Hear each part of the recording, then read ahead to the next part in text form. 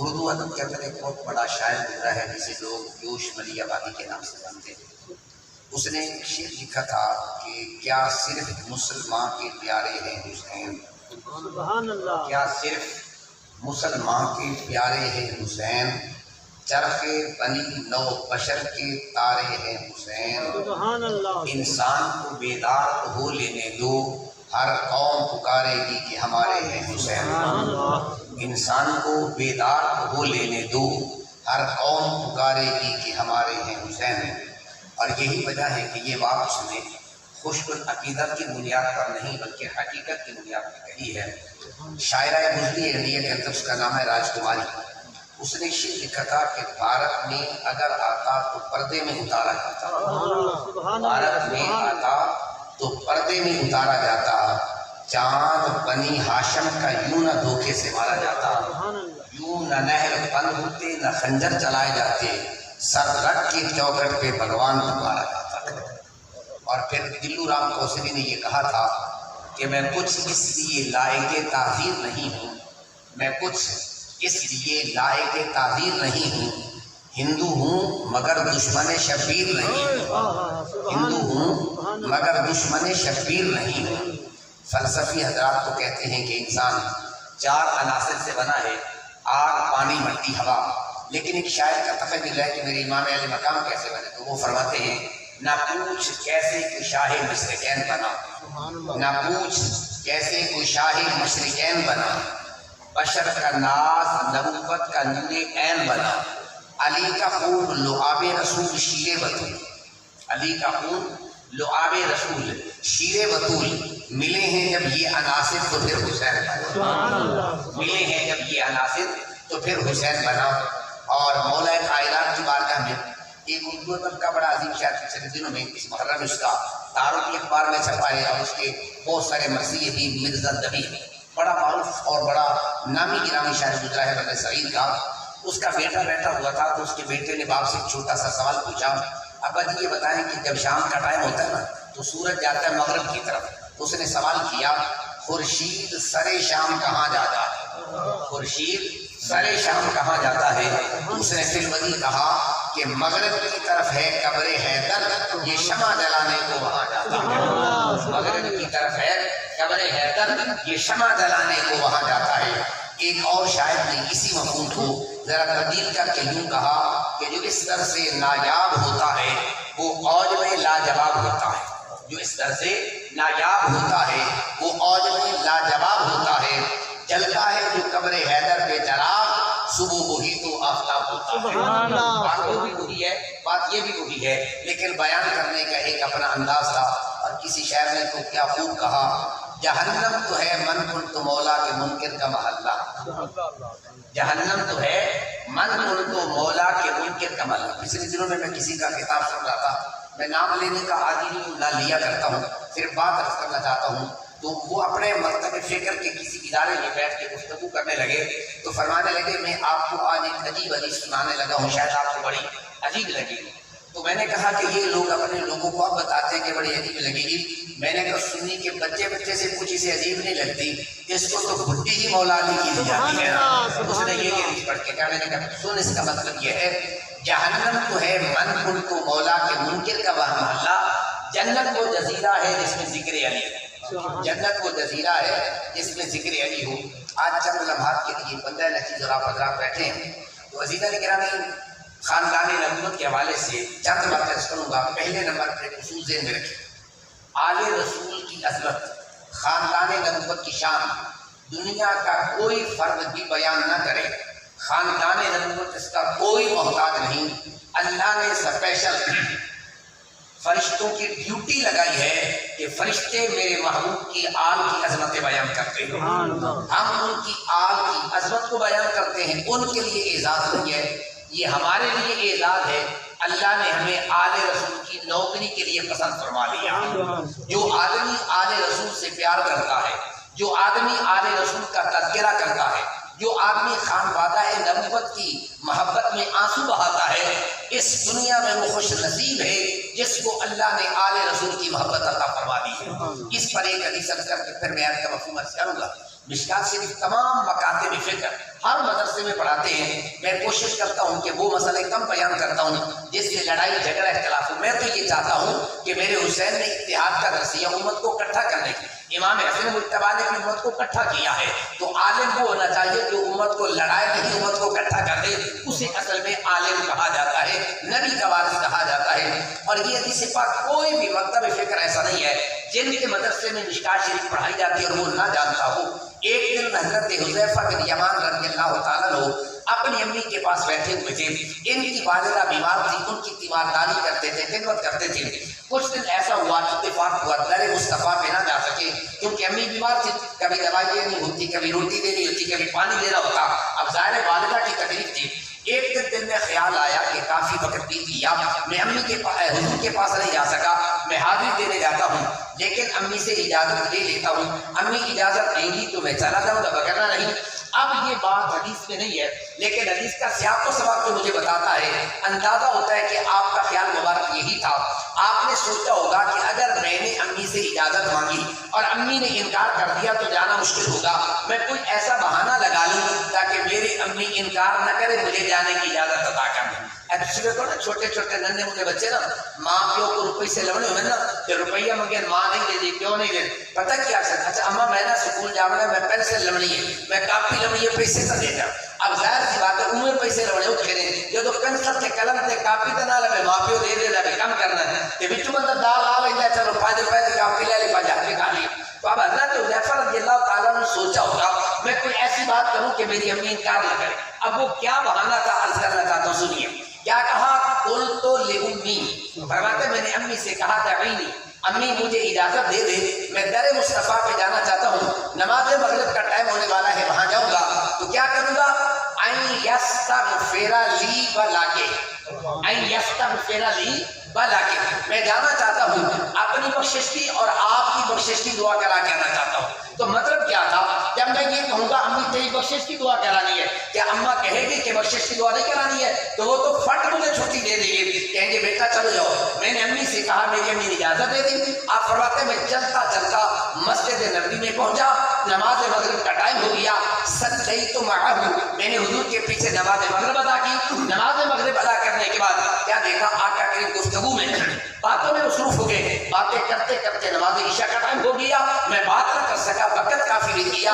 فصلی العشاء, حضور نے پھر نماز عشاء پڑھائی. نماز عشاء پڑھانے کے بعد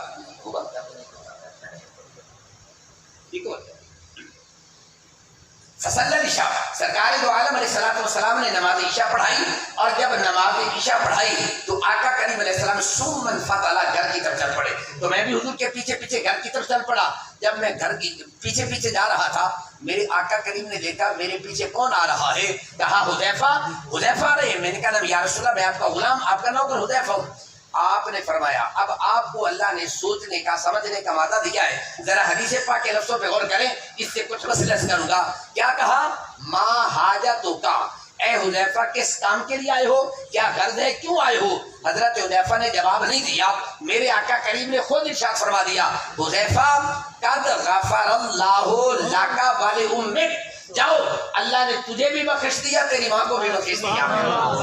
اب جب گھر میں بات کی تھی نا, حذیفہ نے کیا کہا تھا, لفظوں دیکھو رہے نا, این یستغفر لی بلاکے, یا اے امی جان میں اپنے لیے, چپ کرا بیٹا آرام سے بیٹھے ذرا, میں کس لیے جا رہا ہوں, این یستغفر لی بلاکے, اپنا نام بھی لیا, اپنی امی کا نام بھی لیا.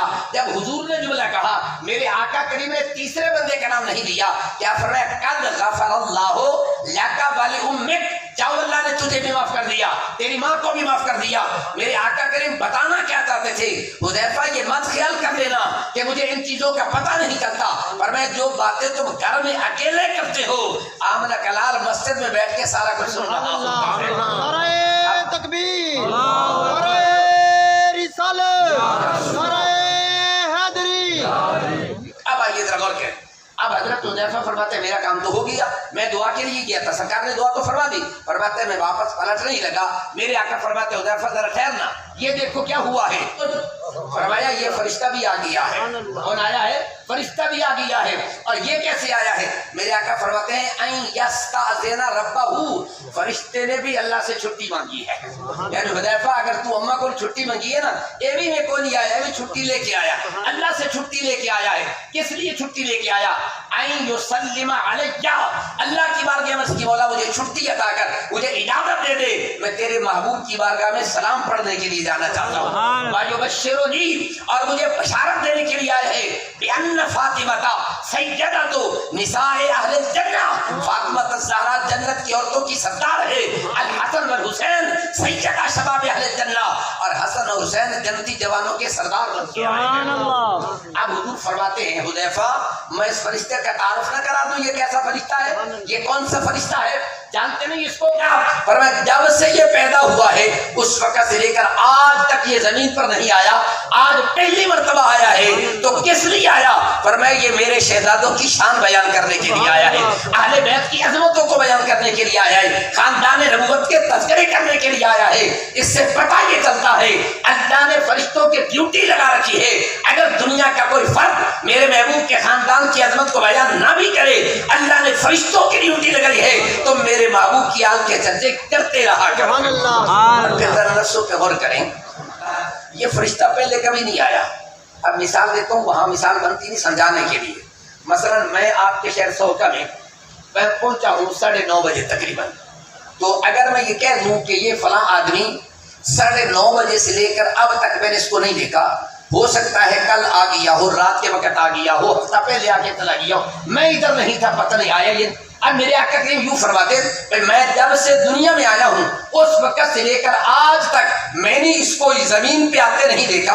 ہو سکتا ہے میرے آنے سے پہلے تو چکر لگا کے گیا ہو، نہیں. لم ینزل الارض قطو، اب قطو لم کے بعد ہے تمہارا کیا ہوتا ہے؟ پر میں یہ نہ سمجھ لینا میں جب سے دنیا میں آیا ہوں اس وقت کا پتہ ہے، نہیں. پر میں دنیا میں آیا ہوں تب بھی دنیا میں نہیں تھا، تب بھی مجھے پتہ ہے کون سا فرشتہ کب زمین پہ آتا ہے اور کب نہیں آیا کرتا ہے، کس کام کے لیے آتا ہے، کس مقصد کے لیے آتا ہے. پر میں بتانے کی ضرورت نہیں ہے، آمینہ کلال سب کو جانتا ہے کون سا فرشتہ کب آتا ہے کب نہیں آیا کرتا.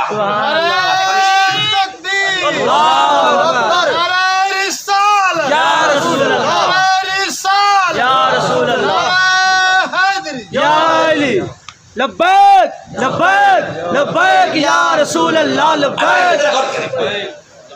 آپ سے اگر میں پوچھوں فرشتوں کی تعداد کتنی ہے تو آپ اس کو بتا سکتا ہے؟ پوری دنیا کے کیلکولیٹر اکٹھے کر لے فرشتوں کی تعداد آپ بیان نہیں کر سکتے. البتہ اتنا اندازہ لگا کے بتا دوں تھوڑا سا، باقی کا مجھے نہیں پتا. ہر بندے کے ساتھ 2 فرشتے ہوتے ہیں نا، کرامن کاتب، ایک سجے پاسے بیٹھے کبے پاسے بیٹھے. اب ان کی تعداد کا اندازہ کریں تو انسانوں سے ڈبل تو یہی ہو جاتے ہیں نا. اگر انسانوں کی تعداد 1 کروڑ فرض کر لے تو یہ 2 کروڑ بن جائیں گے، 1 ارب فرض کریں گے تو یہ 2 ارب بن جائیں گے، تو ڈبل تو یہی ہو گئے. تو باقی جو فرشتے وہ علیحدہ ہیں. اب اس کا مطلب یہ نکلتا ہے، جو بات میری سمجھ میں آتی ہے، میرے محبوب فرمانا یہ چاہتے ہیں کہ دنیا والوں جتنے بھی آسمان پہ فرشتے رہتے ہیں، کون آتا ہے، کب آتا ہے، کب واپس جاتا ہے، کس کام کے لیے آتا ہے، مجھے پتا ہے. میں نے کہا جب فرشتوں کے آنے جانے کو آمنہ کلال جانتا ہے تو ذکر حسین میں آنے والوں کو میرا نبی کیوں نہیں جانتا ہوگا؟ ذکر آل رسول میں شریک ہونے والوں کو میرا مصطفیٰ کیوں نہیں جانتا ہوگا؟ حضور کو پتا ہے کون سا فرد میرے شہزادے کے ذکر کو سننے کے لیے آیا ہے اور کون نہیں آیا ہے. اور پھر اس حدیث پاک پہ غور کرے ذرا تھوڑا سا. ایک اور مسئلہ یہ کرنا چاہتا ہوں. فرشتے نے 2 جملے بولے تھے، اللہ سے اجازت طلب کی، اللہ سے چھٹی مانگی. کیا جملہ بولا؟ این یسلم علیہ، میں حضور کو سلام کرنے جا رہا ہوں.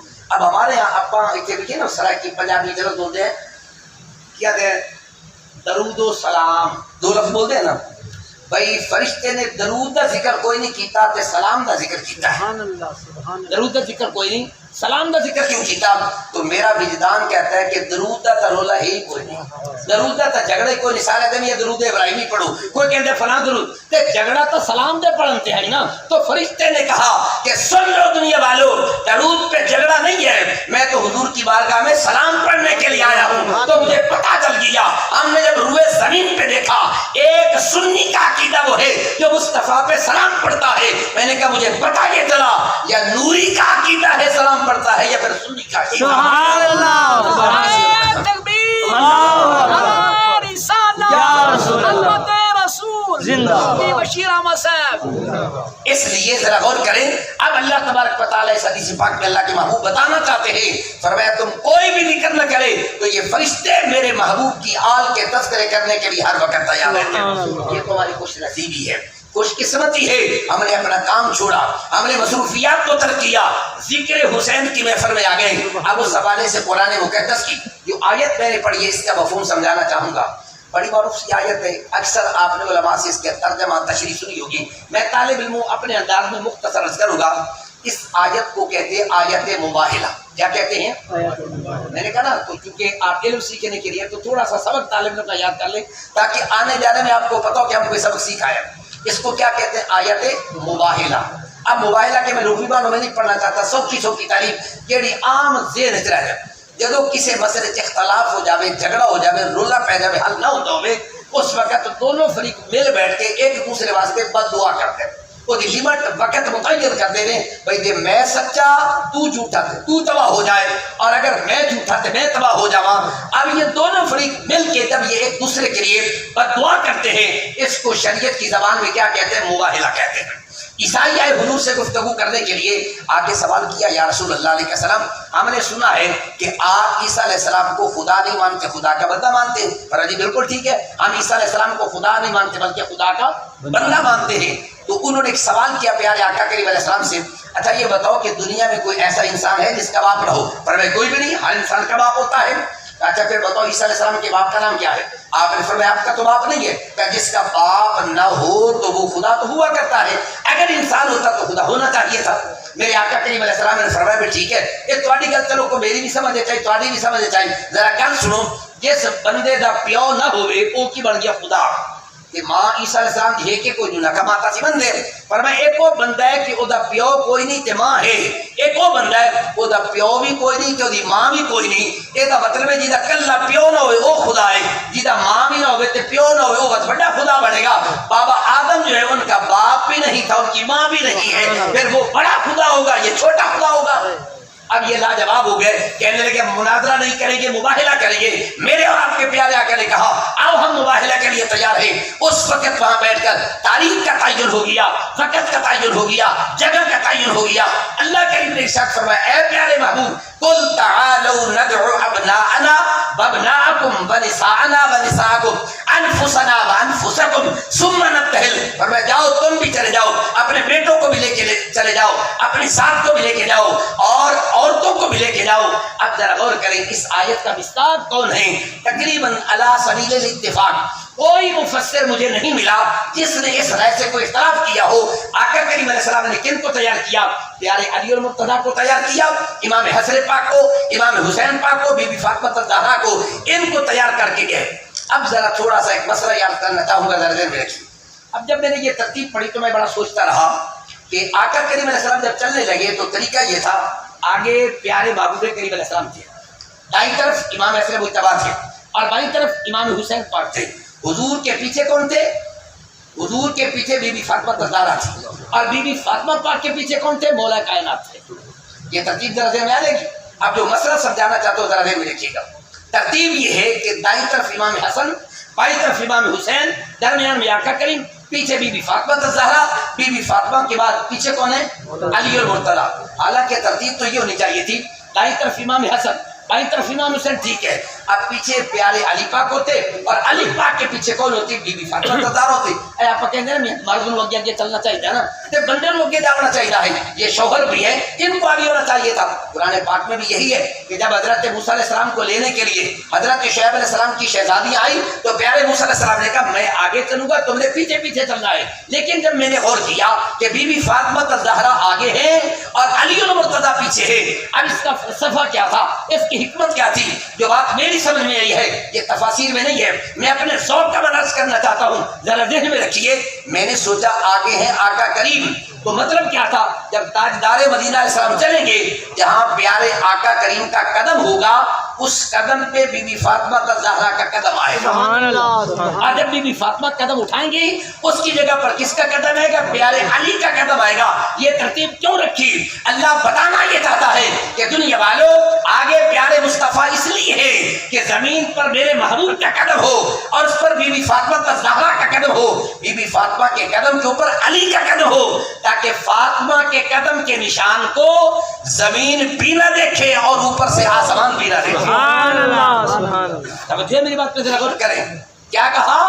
یہ بی بی فاطمہ الزہرا کا قدم درمیان میں کیوں ہے؟ اس لیے کہ نیچے پیارے محبوب کا قدم ہے، تو اب یہ زمین میرے فاطمہ الزہرا کے قدموں کے نشانات کو بھی نہ دیکھے۔ اور علی پاک کا قدم اوپر کیوں آیا؟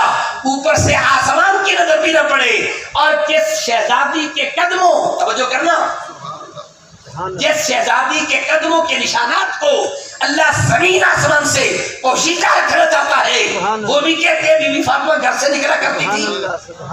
آئیے میرے ملت کے غیور نوجوانوں، بی بی فاطمہ الزہرا کا یہ عمل پیغام یہ دیتا ہے کہ اگر تم اپنی بیٹیوں کو نیکی کے راستے پہ چلانا چاہتے ہو، پھر بی بی فاطمہ الزہرا کی سیرت کو دیکھو، جتنا پردے کا انتظام بی بی فاطمہ الزہرا نے کیا ہے کائنات میں کسی نے بھی نہیں کیا۔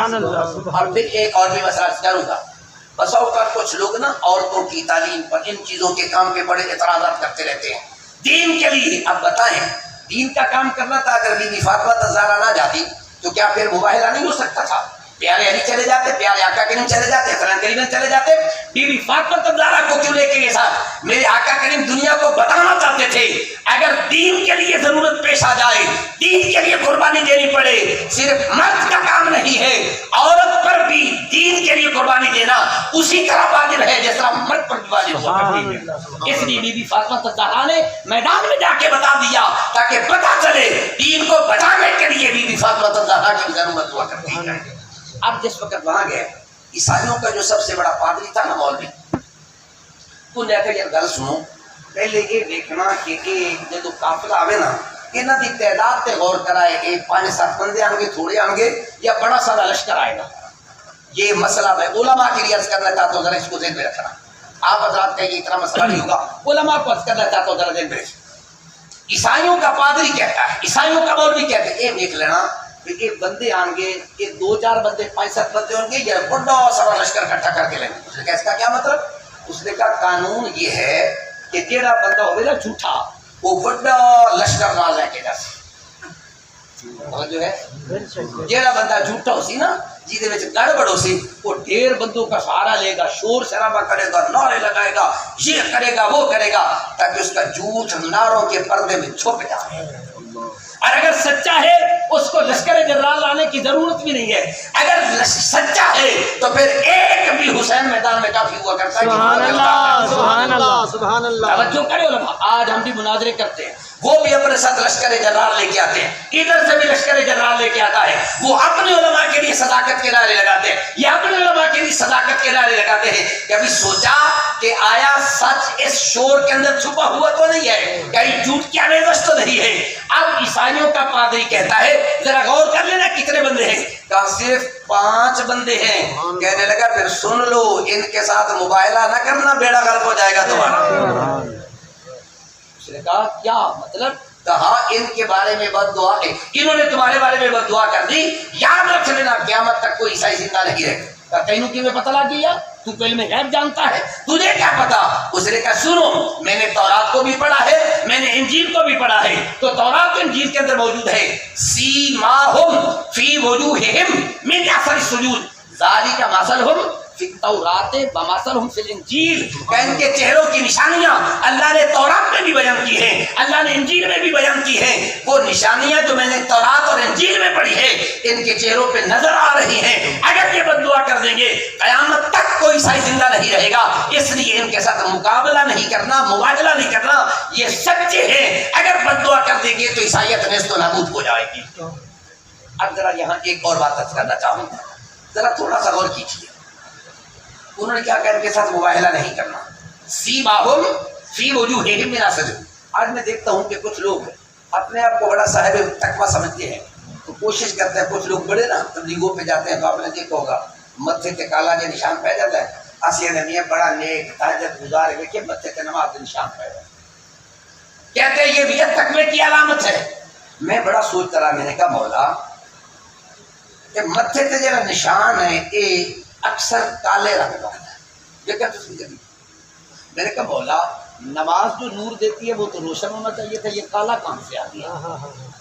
اب ان لوگوں نے سائنس سے مسئلہ سمجھا. جب میں نے قرآن پہ غور کیا، تدبر کیا، سوچ بچار کیا، قرآن نے کہا یہ مسئلہ ہی نہیں ہے. میں نے کہا مولا کیا مسئلہ ہے؟ فرمایا قرآن کے کلمات پہ غور کریں. قرآن کیا فرماتا ہے؟ سیماہم فی وجوہہم. عربی زبان ہے متھرو کے دینے ناسیہ، کیا کہتے ہیں؟ پیشانی. اب اگر یہ پیشانی والے نشان کی بات ہوتی، اللہ فرماتا سیماہم فی ناسیتہم اثر السجود، ان کی پیشانی میں سجدے کے آثار ہوتے. اللہ نے پیشانی کا نام نہیں دیا. وجوہ وجہن کا جمع ہے، وجہن کا معنی چہرہ. معنی یہ نہیں ہے کہ ایک سے کالا دے نشان بن جائے گا. معنی یہ ہے جب تم نماز تہجد پڑھو گے، عبادت کرو گے، اللہ تمہارے چہرے پہ نور عطا فرما دیا کرتا ہے. تو وہ جو نور ہوتا ہے وہ سجدے کی نشانی ہے، وہ عبادت کی علامت ہے. حدیث پاک میں بھی آتا ہے. میں کبھی کہا کرتا ہوں اگر گل اپنی بیوی نو مسئلہ دس سکتے ہو، ڈر دے رہی ہو تو بات یاد کر لو. اج کل ساری بیویاں، ساڑیاں بائیاں بہناں بہت قریبا استعمال کر دیا، رنگ چٹا ہو جائے. ٹھیک ہے کہ نہیں؟ آپ ہی مجبور ہے انہوں نے ہاتھوں وہ قریبا مانگیا لے کے دینے ہیں، پتہ نہ لے کے دیتا شامی پتہ ٹکر بھی لبسی کے نہیں. توجہ ہے کہ نہیں؟ تسی میرے طرح ڈر دیتا نہیں؟ توجہ کہ کوئی حال نہیں، ایسی گل بھی نہیں ہے. اکبر الہ آبادی بڑا اچھا شاعر تھا. اس نے کہا تھا ہم آئے ہیں دنیا میں دو کام کرنے کے لیے، کچھ خدا سے کچھ بیوی سے ڈرنے کے لیے. اکبر الہ آبادی کہتے ہیں. آئیے ذرا غور کریں. تو میں ایک نسخہ کیا کرتا ہوں، ذرا دیر میں رکھیے گا، توجہ کریں. جتنی مرضی کریمہ لاؤ، چہرہ 4 دن چٹا بات بند کر دو، پھر انہیں میرے اور آپ کے پیارے نبی نے کہا اگر چہرے کو روشن کرنا چاہتے ہو، سونے نبی نے فرمایا تہجد شروع کر دو، اللہ تمہارے چہروں کو نور بنا دے. چاہے ان کو بتا دیجئے اگر چہرے کو منور کرنا ہے، چہرے کو روشن کرنا ہے. ہن تو معاف کرنا، بیویاں تو بیوی نہیں، ہن تو منڈے تے بندے بھی سارے سکولے بھی جاویں تے ایمان نال منڈے پہلے بیوٹی پارلر تے جاندے، پیچھے سکولے جاندے. قسم سے کہہ رہا ہوں اوتے حاصل کرنا. میں کدی کدی زلفا ٹھیک کراون جاواں نا تے اتفاق ایسا ہوتا ہے میرے بیٹے بیٹے نال ہی سکولے منڈا جانا ہوتا ہے، آندے تے فیشل کرا کے پھر جا کے سکولے جاتے. میں نے کہا یار کمال کی بات ہے، قوم کتنی ترقی کر گئی. آپ کی روزانہ 200 روپئے دے کے فیل کراتے، آدھے بھی کہتے ہیں مہنگائی بہت زیادہ ہے. مہنگائی تو بھیا آپ ہی کر لئیے. وہ خدا کے بندو، میرے نبی پاک نے نسخہ دے دیا. اور میں چہرے پہ نور لانا چاہتے ہو، چہرے کو روشن کرنا چاہتے ہو، یہ کریموں سے چٹا نہیں ہوگا. نماز تہجد پڑھ پھر دیکھ تیرے چہرے پہ نور آتا ہے. سبحان اللہ. سیماہم فی وجوہہم من اثر السجود ذالک مثلہم فی التوراۃ ومثلہم فی الانجیل. اب اگلا مسئلہ کرنا چاہتا ہوں. اہل علم حضرات ذرا اس پہ بھی غور کریں. قرآن نے کہا فرق اللہ لعنت اللہ علی الکاذبین، جو ان کے مقابلے میں آگے نہ ان پہ لعنت ہے. کس نے کہا ہے؟ اللہ نے قرآن میں کہا ان پہ کیا ہے؟ اب میرے محبوب کے مقابلے میں کھڑے ہیں لعنت ہے، حسین کے مقابلے میں کھڑے ہیں لعنت ہے. کیا ان پہ لعنت گئی تھی یا نہیں؟ اب یہ مسئلہ میں تھوڑا سا سمجھانا چاہتا ہوں. اگر یہ سمجھ آ گیا نا تو انشاءاللہ. میں پہلے یہ ہوتا تھا ہم سنتے تھے دوسرے بیلی یزید کی میت کرتے تھے، اب میں سنتا ہوں ہمارے بیلی بھی کوئی یزید کے پیچھے لگ گئے. آئیے ذرا مسئلہ سنیے. اللہ کریم نے فرمایا فرض لعنت اللہ علی الکاذبین، جھوٹے پہ اللہ کی لعنت. اب کیا جو عیسائی مباہلے کے لیے مقابلے میں کھڑے تھے ان پہ لعنت برسی کیا برسی؟ آپ کہیں کہ برسی. میں ذرا تھوڑا سا روک کے مسئلہ سمجھانا چاہتا ہوں.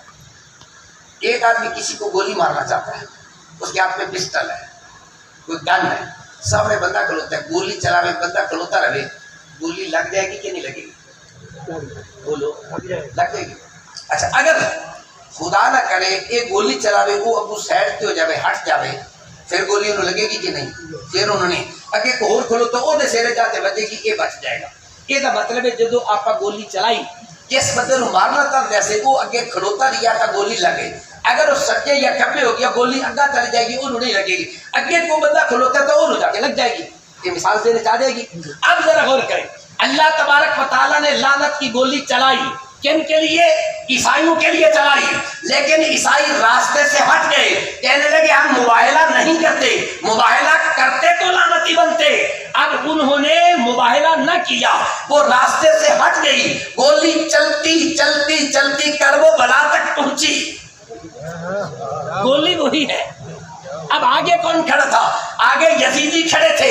فرمایا وہ تو دائیں اور بائیں جانب ہو گئے، جڑے سجے کھڑے ہو گئے ان کو گولی نہیں لگی جو کربلا میں حسین کے مقابلے میں ڈٹے رہے. اب یہ لعنت کی گولی ان کے اوپر برسے گی، کسی اور پہ نہیں جائے گی. اس لیے یزید کا لعنتی ہونا اللہ کے قرآن سے ثابت ہے.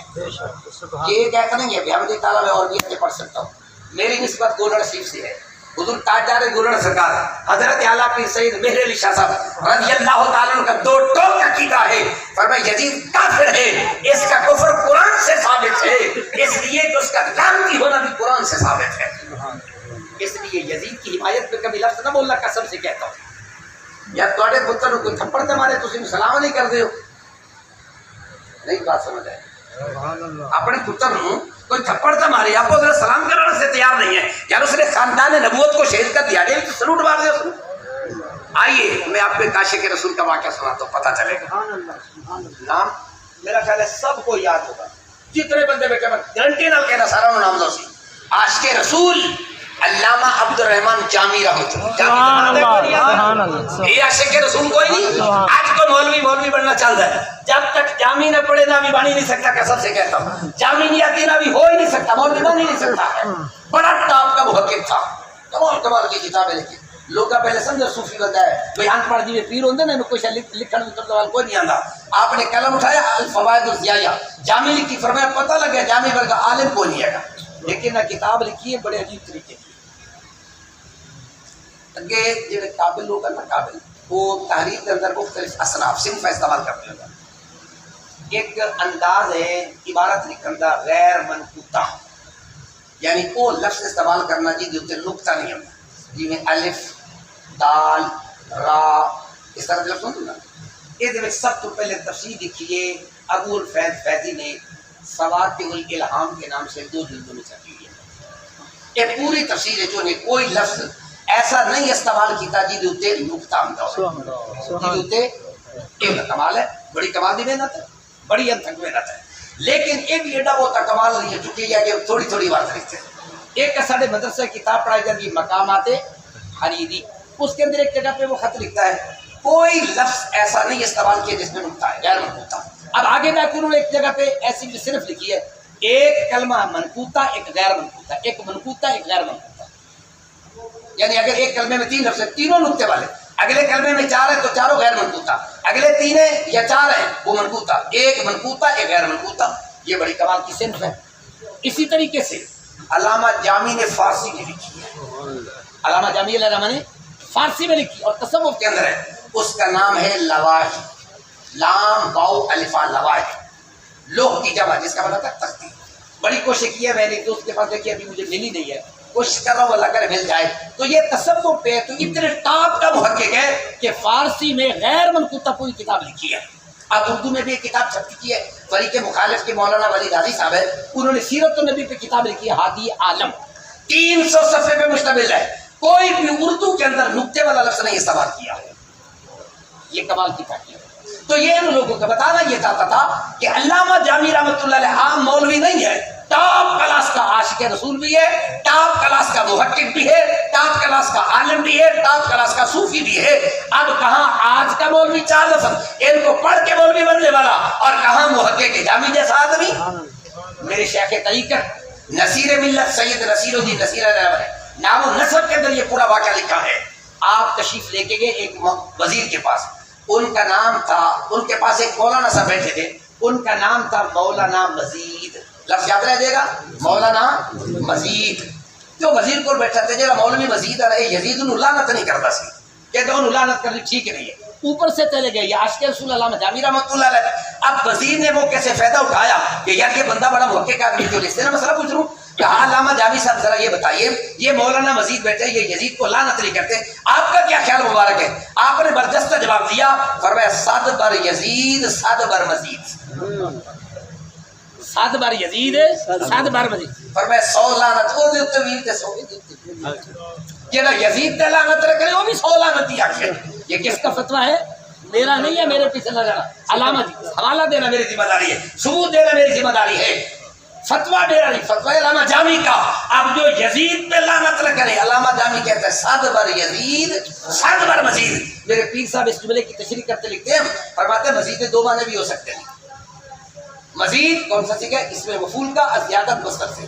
اب اس کا لغوی معنی لے، فرمانا ہوگا صد بر یزید صد بر مزید، 100 ایک باری بھی تو 100 دوئی باری بھی رہا ہے، یعنی 100 باری نہیں 200 مرتبہ لعنت ہو۔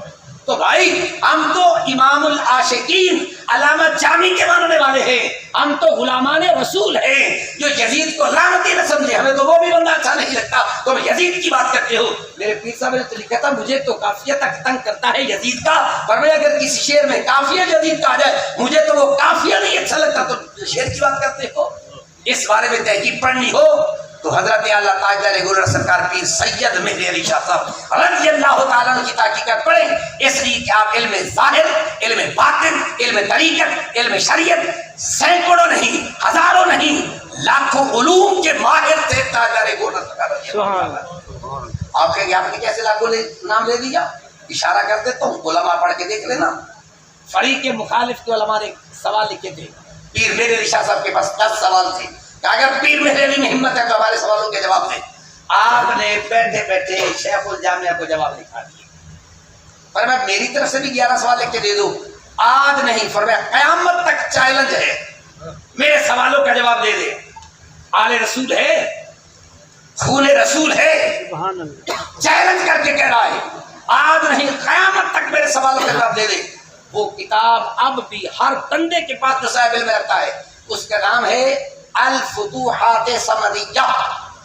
اس کے اندر ان کے سوال بھی موجود ہیں، ان کے جواب بھی موجود ہیں، آپ کے سوال بھی موجود ہیں۔ ان میں سے میں نے جو لاکھوں کا لفظ بولا ہے کیوں بولا ہے، اس میں ایک سوال یہ بھی ہے، فرمایا قرآن پاک میں اللہ تبارک و تعالیٰ نے 3,23,000 اتنے علوم کا ذکر کیا ہے، پر میں تاریخ چھوڑ دو، غرض و غایت چھوڑ دو، مقصد چھوڑ دو، صرف ان علوم کا مجھے نام ہی بتا دو، وہ 3 لاکھ علوم ہیں کون کون سے۔ سبحان اللہ۔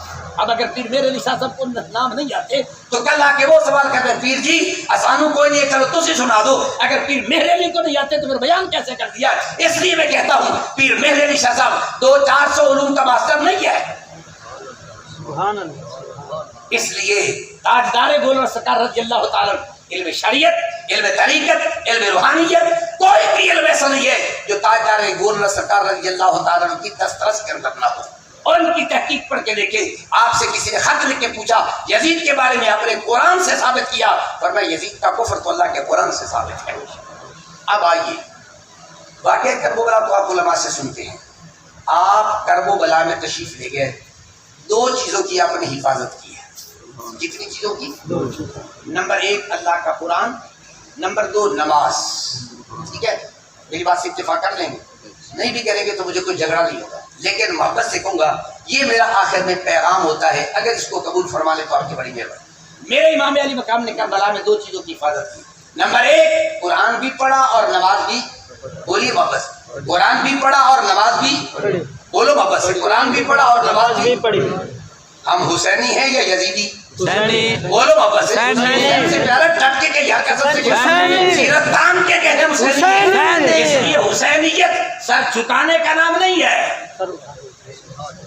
حسینیت سر جھکا کے چلنے کا نام نہیں ہے، حسینیت سر اٹھا کے چلنے کا نام ہے۔ اس لیے حسینی ہیں تو بن کے رہیں۔ کیا آپ میرے ساتھ وعدہ کرتے ہیں آج کے بعد نماز کی پابندی کریں گے؟ انشاءاللہ اللہ توفیق دے گا۔ کیا گھر میں قرآن مقدس کی تلاوت کریں گے؟ کوشش کریں گا، اپنے بچوں کو بیٹیوں کو لگا دیں یار اس بات پہ، یار تم بیمار ہو جاتے ہو تویز لینے چلے جاتے ہو، تویز تو تمہارے گھر میں اللہ کا قرآن پڑھا ہے، کھول کے پڑھ کے تو دیکھیں آرام آتا ہے کہ نہیں آتا۔ سبحان اللہ۔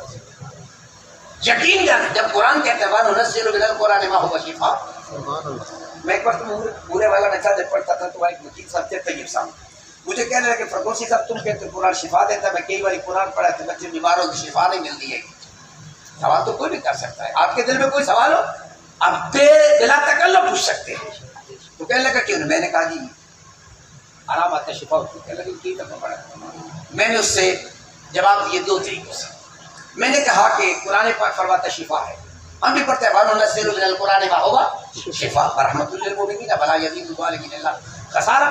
میں نے کہا جی ٹھیک۔ میں نے کہا مجھے یہ بتاؤ، ایک آدمی جاتا ہے ڈاکٹر کے پاس، اس کو کہتا ہے میرے پیٹ پہ درد ہے، سر میں درد ہے، بخار ہے، کوئی بیماری بتاتا ہے، وہ دوائی دے دیتا ہے۔ اب وہ ڈاکٹر سے دوائی لے کے آئے، سرہانے کی نیچے رکھ دے، استعمال نہ کرے، 2 دن 4 دن گزر جائے، 3 دن گزر جائے، جائے ڈاکٹر کو، ڈاکٹر صاحب میں تیرے کو دوائی لے کے گیا لیکن آرام کوئی نہیں آیا۔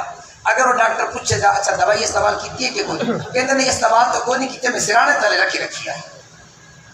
توجہ ہے مثال دے، توجہ ہے، کوئی نہ کہ سرانے تلے رکھی استعمال تو کوئی نہیں کی تھی، ہوں ڈاکٹر پاگل ہے کہ بندہ پاگل ہے؟ ڈاکٹر سے بے وقوف کہیں گے جب دوائی تو استعمال ہی کوئی نہیں کی تھی، آرام کی نہیں آیا۔ میں نے کہا اللہ نے دوائی بھیجی قرآن کی شکل میں، ہم نے غلاف پہ لپیٹ کے الماری کے اندر بند کر کے رکھ دی، قرآن کو استعمال ہی نہیں کیا، شفا کیسے مل جاتی؟ گل سمجھ آ گئی؟ ایک جواب۔ دوسرا جواب میں نے یہ دیا، میں نے کہا ایک بندہ جاتا ہے حکیم کے پاس، اس کو کہتا ہے مجھے تکلیف ہے، وہ دوائی دیتا ہے، نال حکیم آتا ہے میاں پرہیز بھی کرے، کھٹی شے بھی نہ کھاوے، چاول بھی نہ کھاوے، فلانے شے بھی نہ کھاوے۔ وہ کہتا ہے کہ ٹھیک ہے، وہ دوائی تو استعمال کرتا ہے لیکن پرہیز نہیں کرتا، کھٹی شے بھی کھاتا ہے، چاول بھی کھا لیتا ہے، سارا کچھ کھا لیتا ہے۔ جاتا ہے ڈاکٹر پاس، ڈاکٹر جی میرے آرام کو نہیں آیا، وہ کہتا اچھا میں نے جو پرہیز بتایا تھا کیا؟ کہتا نہیں پرہیز تک کو نہیں کیا، کہتا بے وقوف کہیں گے جب تو نے پرہیز نہیں کیا تو قرآن سے دوائی شفا کیسے دیتی، عرب کیسے آتا؟ میں نے کہا قرآن نے کہا جھوٹ نہیں بولنا، قرآن نے کہا رشوت نہیں لینی ہے، قرآن نے کہا سود کا کام نہیں کرنا ہے، قرآن نے کہا حرام نہیں کھانا ہے۔ تو میں نے کہا بتاؤ قرآن نے جو پرہیز بتایا ہے یہ پرہیز بھی کرتے ہو کہ نہیں کرتے ہو؟ کہ یہ تو نہیں کرتے۔ پھر میں نے کہا قرآن شفا کیسے عطا کرتا ہے؟ قرآن میں شفا ہے لیکن جو استعمال کا طریقہ میرے اور آپ کے پیارے نبی نے بتایا ہے وہ طریقے اختیار کر پھر دیکھ قرآن شفا عطا فرماتا ہے۔ سبحان اللہ سبحان اللہ۔ اس لیے بس یہ دو باتیں آپ ذہن میں رکھیں، اپنے بچوں کو، بیٹیوں کو، گھر والوں کو دو چیزوں کا عادی بنائیں، نماز کا ناغہ نہ ہو، قرآن کی تلاوت کا ناغہ نہ ہو، پھر دیکھنا گھر کے اندر اللہ کی رحمتوں کا نزول ہوتا ہی رہتا۔ میرے امام علی مقام نے کربلا میں قرآن کی بھی حفاظت کی ہے اور نماز کی بھی حفاظت کی ہے۔ دعا کرے اللہ تبارک و تعالی ہمیں امام علی مقام کے نقش قدم پہ چلنے کے اللہ توفیق عطا فرمائے۔ وما علیہ